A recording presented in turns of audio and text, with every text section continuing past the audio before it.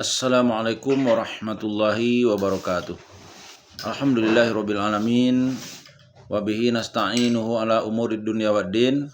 Asyhadu an la ilaha illallah wa asyhadu anna Muhammadan abduhu wa rasuluhu la nabiyya ba'd.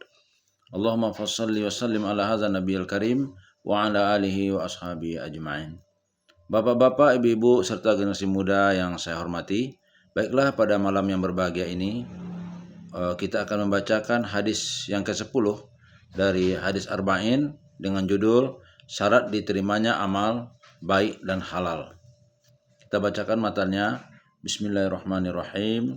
An Abi Hurairah radhiyallahu anhu qala Rasulullah sallallahu alaihi wasallam innallaha ta'ala thayyibun la yaqbalu illa thayyiba. Wa innallaha amara al-mu'minina bima amara bihil mursalina faqala ta'ala ya ayyuhar rusulu kulu min thayyibati wa'malu sholiha. Al-Mu'minun 51. Wa qala ta'ala ya ayyuhallazina amanu kulu min thayyibati ma razaqnakum. Al-Baqarah 172. Tsumma dzakara ar-rajula yutilus safara asa aghbara ya muddu yadaihi ila samai ya rabbi wa mata'amuhu haramun wa masrabuhu haramun wa malbasuhu haramun wa ghuzziya bil harami fa anna yustajabulah. Dari Abu Hurairah radhiyallahu an dia berkata, Rasulullah sallallahu alaihi wasallam bersabda, sesungguhnya Allah itu baik, tidak menerima kecuali yang baik. Dan sesungguhnya Allah memerintahkan orang beriman, sebagaimana dia memerintahkan para rasulnya dengan firman-Nya. Wahai para rasul, makanlah yang baik-baik dan beramal soleh. Dan dia berfirman, wahai orang-orang yang beriman, makanlah yang baik-baik dari apa yang kami rezekikan kepada kalian. Kemudian beliau menyebutkan ada seseorang melakukan berjalan jauh dalam keadaan kusut dan berdebu. Dia mengangkatkan kedua tangannya ke langit. Saya berkata, ya Tuhanku, padahal makanannya haram, minumannya haram, pakaiannya haram, dan kebutuhannya dipenuhi dari sesuatu yang haram. Maka jika begitu keadaannya, bagaimana doanya akan dikabulkan? Hadis di atas diriwayatkan oleh Imam Muslim dalam bab zakat. Subbab qabulus sadaqah minal kasabit thayyibi wa tarbiyatiha, nomor 1015. Keutamaan hadis. Hadis ini merupakan dasar ajaran Islam dan fondasi hukum Islam. Hadis di atas juga adalah dalil dari kewajiban untuk mencari barang yang halal dan menjauhi yang haram. Banyak manfaat dan pelajaran yang bisa dipetik oleh masyarakat muslim dari hadis di atas, yaitu masyarakat yang mencintai dan membenci saudaranya sebagaimana terhadap dirinya sendiri, masyarakat yang berpijak pada hukum-hukum yang digariskan syariat, dan masyarakat yang cukup puas dengan barang yang halal, berkah dan baik, sehingga mereka pun hidup dalam situasi yang aman dan damai. B. Penjelasan kata dalam hadis. Innallaha ta'ala thayyibun, artinya adalah sesungguhnya Allah itu zat yang baik, artinya suci dan terbebas dari segala kekurangan. At-thayyib adalah salah satu dari al-asmaul husna. La yaqbalu illa thayyiba, artinya Allah tidak akan menerima amalan atau harta kecuali yang bersih atau halal. Amara mu'minina bima amara bihil mursalin, artinya Allah menyamakan perintahnya terhadap orang mukmin dengan para rasul menyangkut keharusan untuk makan barang yang halal. As'as artinya rambutnya kusut sehingga terlihat keriting. Aghbar artinya warna rambutnya berubah seperti debu karena lama beribadah, misalnya dalam melaksanakan ibadah haji atau jihad. Yang muddu yadahi ilas sama, artinya menengadahkan kedua tangannya ke langit sambil berdoa dan meminta kepada Allah. Fa anna yustajabulah, artinya bagaimana mungkin doa dari orang yang berkarakter seperti ini bisa dikabulkan? C. Pemahaman atau pelajaran dalam hadis. 1.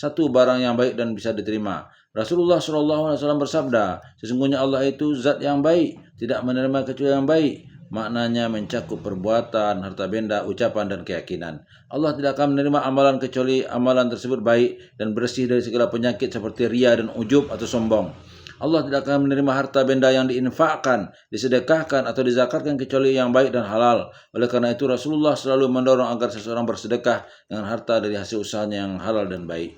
Demikian pula menyangkut ucapan bahwa Allah tidak akan menerima ucapan kecuali yang baik, sebagaimana firman-Nya, kepadanya lah naik perkataan-perkataan yang baik dan amal yang salih dinaikkannya.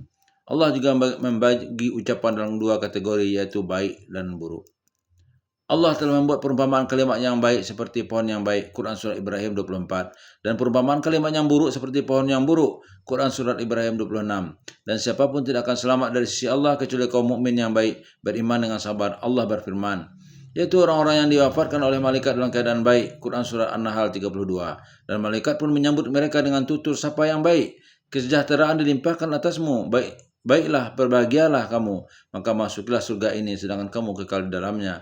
Quran Surah Az-Zumar 73. Tentang maksud tidak menerima kecuali yang baik dalam hadis di atas, Ibnu Rajab berkata, seorang mukmin adalah orang yang baik secara utuh, baik dalam hatinya, lisannya, dan jasadnya. Oleh karena itu, jika dalam hatinya terdapat keimanan, maka itu harus diekspresikan melalui lisan dengan zikir, melalui anggota badannya dalam bentuk amal-amal soleh.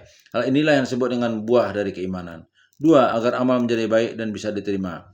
Faktor terpenting yang menjadikan perbuatan seorang muslim baik dan bisa diterima adalah makanan yang baik dan halal. Dan hadis di atas mengisyaratkan dengan jelas bahwa suatu perbuatan tidak akan diterima kecuali dengan makan barang halal, dan makanan yang haram dapat merusak amal dan menjadikannya tidak diterima. Karena setelah sabda Nabi SAW, sesungguhnya Allah itu zat yang baik, tidak menerima kecuali yang baik, dan sesungguhnya Allah memerintahkan kepada orang-orang mukmin apa yang diperintahkan kepada para rasul. Allah juga berfirman, wahai para rasul, makanlah dari makanan yang baik-baik dan kerjakanlah amal yang soleh. Dan firman-Nya, wahai orang-orang yang beriman, makanlah di antara rezeki yang baik-baik yang kami berikan kepada kalian. Artinya, para rasul dan umatnya sama-sama diperintahkan agar mengkonsumsi makanan yang baik lagi halal dan beramal soleh. Dengan kata lain, makanan yang halal akan membuahkan amal soleh, sedang makanan yang tidak halal atau haram bagaimana mungkin akan melahirkan amal yang bisa diterima. Imam Tabrani meriwayatkan dari Ibnu Abbas radhiyallahu an yang berkata, saya membaca ayat, wahai sekalian manusia, makanlah yang halal lagi baik dari apa yang terdapat di bumi di sisi Rasulullah. Lalu Sa'ad bin Abi Waqqas berkata, wahai Rasulullah, berdoalah kepada Allah agar aku dijadikan sebagai orang yang doanya mustajab atau dikabulkan. Nabi SAW bersabda, wahai Sa'ad, perbaikilah makananmu, niscaya engkau dijadikan sebagai orang yang doanya mustajab. Demi zat yang jiwa Muhammad ada di tangannya, sesungguhnya orang-orang yang di dalam rongganya terdapat satu suap barang haram, niscaya tidak akan diterima amalnya selama 40 hari. Dan siapapun hamba yang daging tubuhnya tumbuh dan barang yang haram, maka neraka lebih utama baginya. Sementara Abu Yahya Al-Qattat meriwayatkan dari Mujahid dari Ibnu Abbas radhiyallahu an yang berkata bahwa Nabi bersabda, Allah tidak akan menerima solat seseorang yang di dalam rongganya terdapat barang haram. 3. Membersihkan harta dari barang haram. Jika harta seseorang dicampuri barang haram, maka ia wajib membersihkan barang tersebut.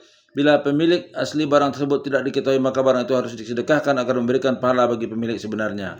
Malik bin Dinar berkata, aku bertanya kepada Atta bin Abi Rabah tentang orang yang pada hartanya terdapat barang haram dan tidak diketahui pemiliknya, sementara dia ingin bersih dari barang haram tersebut. Atta menjawab agar disedekahkan, sedang aku berpendapat bahwa cara demikian tidak cukup. Pendapat yang masyhur dari Imam Syafi'i mengatakan bahwa barang haram tersebut harus dipelihara dan jangan disedekahkan kecuali setelah jelas pemiliknya. Fudail bin Iyad berpendapat bahwa barang haram tersebut harus dilenyapkan, dibuang ke laut, dan tidak bisa digunakan untuk sedekah, karena takarrub kepada Allah hanya bisa dilakukan dengan barang yang baik. Ibnu Rajab meyakini bahwa cara yang benar adalah dengan menyedekahkan barang tersebut, karena melenyapkan dan menghancurkan barang itu dilarang. Sedekah yang diniatkan atas nama pemiliknya itu dimaksudkan agar bisa memberi manfaat baginya di akhirat, di mana ia tidak bisa memanfaatkan harta tersebut di dunia. 4. Sebab-sebab terkabulnya doa. A. Perjalanan jauh. Abu Daud, Ibnu Majah, dan Tirmizi meriwayatkan sebuah hadis dari Abu Hurairah radhiyallahu anhu dari Nabi sallallahu alaihi wasallam yang bersabda, 3 doa yang tidak diragukan lagi pasti diterima. Doa orang yang dizalimi, doa musafir, dan doa orang tua terhadap anaknya. B. Baju yang kusut dan kondisi tubuh yang sangat lelah. Dalam sebuah hadis masyhur dan dari Salman Al-Farisi, Nabi bersabda, bisa jadi orang yang rambutnya kusut dan berdebu, pakaiannya lusuh dan tidak punya apa-apa, serta ditolak masuk pintu rumah seseorang jika ia bersumpah dengan nama Allah, niscaya Allah menerimanya. Ketika Nabi keluar untuk melakukan sholat istisqa, meminta hujan, maka baginda mengenakan pakaian yang lusuh, merunduk, dan penuh rendah hati. C. Mengangkat 2 tangan ke langit. Selain menjadi sebab dikabulkannya doa, mengangkat tangan juga merupakan salah satu adab dalam berdoa. Imam Ahmad, Abu Daud, dan Tirmizi meriwayatkan hadis dari Salman Al-Farisi. Nabi SAW bersabda, sesungguhnya Allah itu Maha Pemalu dan Maha Pemurah. Allah malu jika seseorang mengangkat tangan mengangkat kedua tangannya untuk memohon kepadanya, lalu ia menolak kedua tangan itu dan kembali dengan tangan hampa dan kecewa. Mengangkat kedua tangan ini telah dicontohkan Nabi SAW ketika sholat istisqa hingga tampak ketiak tangannya yang putih. Juga ketika berdoa memohon kemenangan atas orang-orang musyrik pada saat perang Badar hingga surbannya terjatuh. D. Memohon kepada Allah, yaitu dengan mengulang-ulang penyebutan nama rububiyahnya, dan cara ini merupakan penyebab terbesar dikabulkannya suatu doa. Al-Bazzar meriwayatkan hadis dari Aisyah radhiyallahu anha bahwa Nabi SAW bersabda, jika seorang hamba berkata ya Rob sebanyak 4 kali, maka Allah akan menjawab, labbaik, ku penuhi panggilanmu wahai hambaku, mintalah niscaya akan aku beri.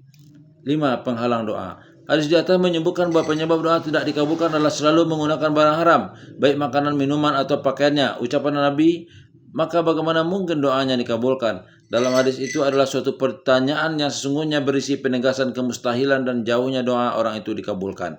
Ungkapan itu adalah pernyataan tidak langsung tentang penghalang dan mustahilnya doa orang tersebut dikabulkan, meski ia telah memenuhi berbagai sebab yang membuat dikabulkannya doa, yaitu melakukan perjalanan jauh, kondisi yang lemah dan lusuh, mengangkat kedua tangan ke langit, dan bahkan mengucapkan ya Rabb, ya Rabb.